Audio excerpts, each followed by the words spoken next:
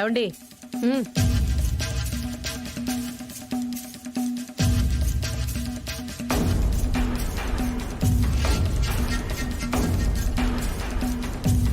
పాపం బంటిగాడిని తన దగ్గర ఉంచుకోవడం వల్ల మైథిలి ఎన్ని తిప్పలు పడుతుందో ఏంటో, ఎన్ని టెన్షన్స్ భరిస్తుందో ఏంటో. ఇప్పుడు మీరు బాధపడాల్సింది కూతురు కోసం కాదండి, కన్న కొడుకు కోసం. ఆ మాట అనడానికి నీకు నోరెలా వచ్చింది సత్య? మనం స్వార్థపరులం కాబట్టి కన్న కూతురు అనుకోకపోవచ్చు, కానీ మైథిలి మాత్రం ఎప్పటికీ మనల్ని కన్నవాళ్ళలాగే ప్రేమిస్తూ ఉంటుంది. ప్రేమించకేం చేస్తుంది? పాపం మీరు కన్నవాళ్ళు కాదని పెంచుకున్న వాళ్ళన్న నిజం దానికి తెలియదు కదా. నానా, అమ్మా, అమ్మా, నానా. రే ఏంట్రా బంటి, నువ్వు ఇక్కడికి వచ్చావేంటి? ఈ రోజుతో ఈ వేషం నుంచి బయటపడే టైం వచ్చిందమ్మా. ఆడవేషం తీసేస్తే పోలీసులకు దొరికిపోతావు కదరా. ఇలా ఈ వేషంలో ఎన్నాళ్ళని బతుకుతాడు అత్తయ్య గారు? ఏదో ఒకరోజు ఈ వేషం తీయాల్సిందే కదా. వాడి నిజస్వరూపం ఏంటో సమాజానికి తెలియాల్సిందే కదా. అలాగని ఇప్పుడు వాడిని పోలీసులకు పట్టిస్తారా ఏంటి? అమ్మా ప్లీజ్, ఈ వేషంలో నేను బ్రతకలేకపోతున్నాను. ఇన్నాళ్ళకి ఈ వేషం నుంచి నాకు విముక్తి కలిగింది. ఇప్పుడే వెళ్ళి ఈ వేషం తీసేస్తా. అరే బంటి, బంటి, బంటి. రే బంటి. ఇదొక్కటే దారి.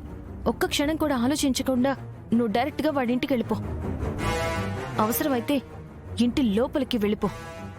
మిగతా గదంతా నేను నడిపిస్తాను. అది కాదక్కా. బంటి ఆలోచించే టైం లేదు. ఏది జరగాలో అది జరుగుతుంది. ఎవరికి భయపడాల్సిన పని లేదు. డైరెక్ట్ గా నువ్వు వాడింటికే వెళ్ళిపో. పోలీసులను అరెస్ట్ చేయకుండా నేను చూసుకుంటాను. అలాగే అక్క. హే, వాడు స్పీడ్ పెంచాడు, నువ్వు కూడా పెంచు. హే బంటి ఆగు, బంటి ఆగు. మైథిలి, ఆ పిఎన్ ఓనర్ గారి ఇంటికి వెళ్తే మనకొచ్చే లాభం ఏంటి? ఏమండి, అదంతా నేను తర్వాత చెప్తాను. ముందు మీరు అర్జెంటుగా వాడి ఇంటికి పోనివ్వండి. బంటి ఆగు, స్పీడ్గా వెళ్ళవయ్యా. బంటి ఆగు.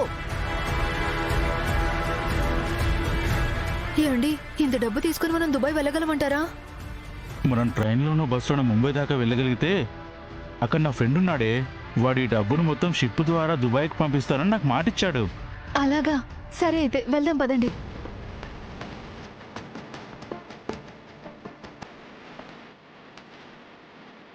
ఏమండి, ఫాస్ట్గా వెళ్ళండి. వెళ్తున్నా.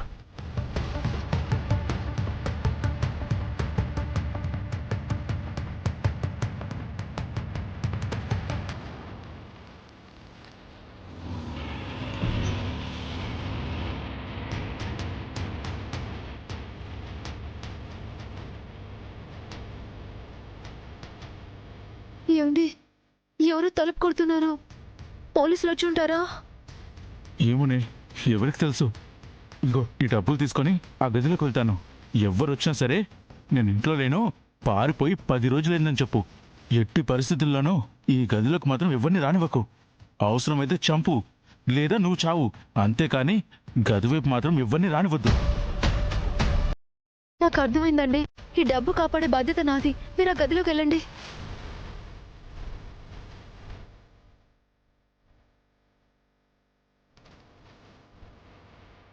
ఎవరండి మీరు? మీ ఆయనేడి? అరే లేరండి, ఆయన ఇంట్లో లేరండి. అరే గణేష్, ఎందుకు అలా అరుస్తున్నారు? గణేష్! అరే నా మాట వినండి. గణేష్, బయటికి రా. అరే నా మాట వినండి. గణేష్!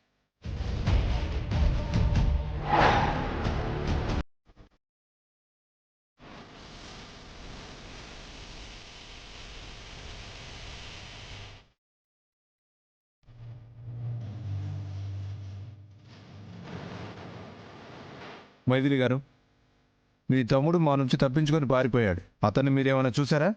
చూసాం సార్. వాడిని పట్టుకుని మీకు అప్పగిద్దామని మేం కూడా వాడిని ఫాలో అయ్యాం.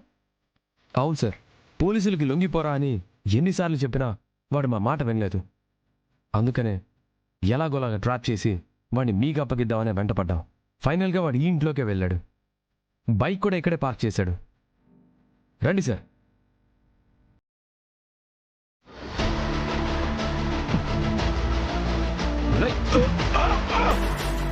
రై చెప్పరా, ఎంతమందిని మోసం చేస్తావు? ఇంకెంతమందిని మోసం చేస్తావు చెప్పు.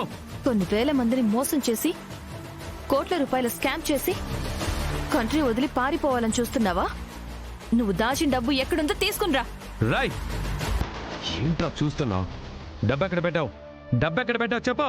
చెప్పకపోతే ఇక్కడే చంపేస్తాను నిన్ను. రై చెప్పు. చెప్తాను ఆ గదిలో తెచ్చానన్నా. కానిస్టేబుల్, ఆ డబ్బులు తీసుకుందా?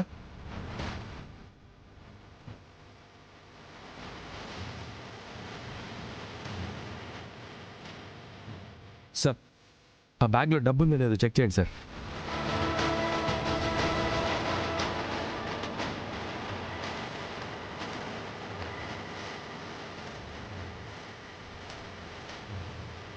ఓకే మైత్రి గారు, అసలు నేరస్తుడు దొరికాడు కాబట్టి మీ తమ్ముడి మీద పెట్టిన కేసుల్ని విత్డ్రా చేస్తాం. అలాగే మీ తమ్ముడికి ఈ కేసుకి ఎలాంటి సంబంధం లేదని మేము ఈ కేసు కొట్టేస్తాం. Thank you sir. Thank you so much. Thank you sir. పొదరో జైల్లో చెప్పుకూడు తినిపిస్తా. పదో.